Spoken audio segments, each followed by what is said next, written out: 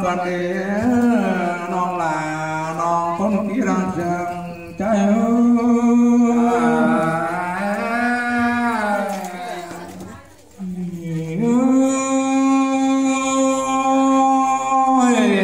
lại nhìn quán pa văn non bách của bao văn non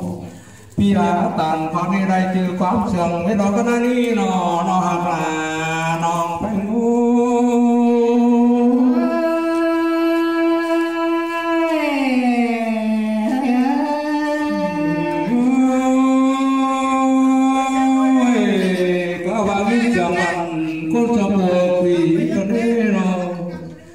nhìn quả tàn non bao văn pia từ quán trà cái này nó hạt là non bánh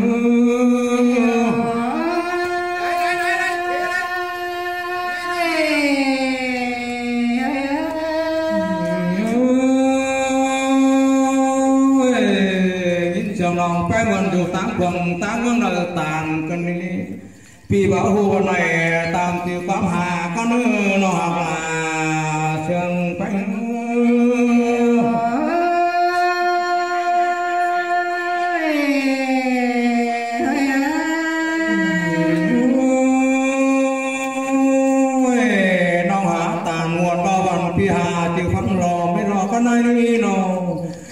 chẳng có nông anh khai phù ký cơ nế nó hạt là hoa có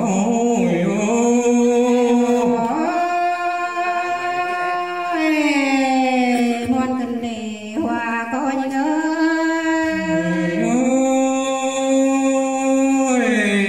nông chứa tàn bò đi văn bản mặt chẳng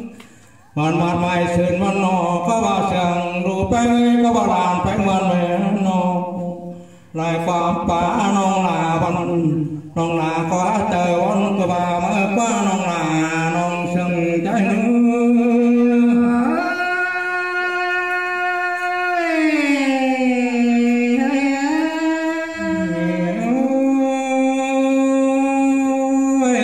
lại nhìn quát chẳng non bé ơi có hả tàn bò đi văn mà văn thế sương người lôi đi nó quát chẳng non bé cu đi nè quán trầu này quán trầu bậc quỳ non là non chân trái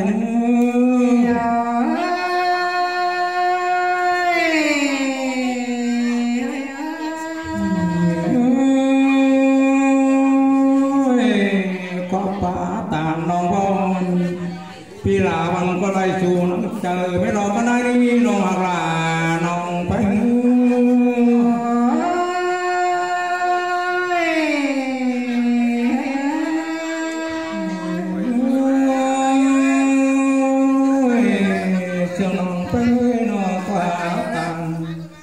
non là văn qua trà có ba chữ pha sang tình chú phú đấy nó hoặc là trái chân trái muôn cần nế cầu của cần nế pia là những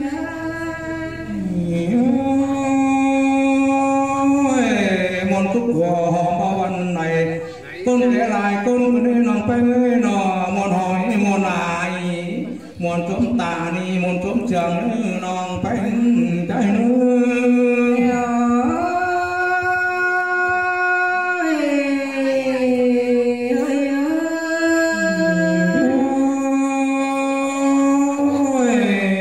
có chồng bị bánh áo vào này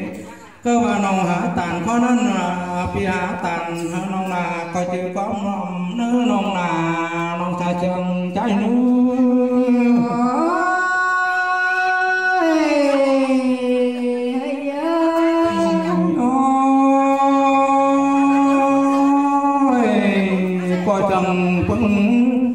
con kẻ ơi con trường văn mạc nó có phá tàn học này văn vì là văn coi trừ quán trường con đấy nó hoặc là non tiêu trái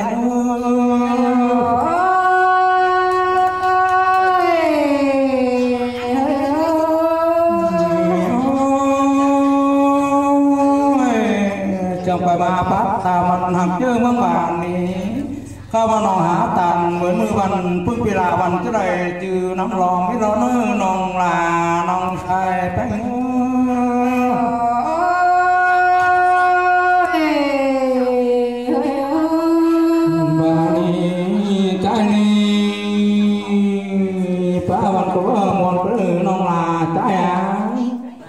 chẳng quan có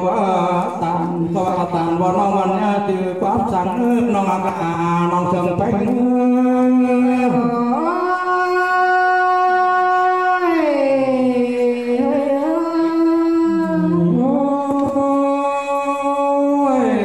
quá bé kỳ bất lại cái nó coi giết trai phần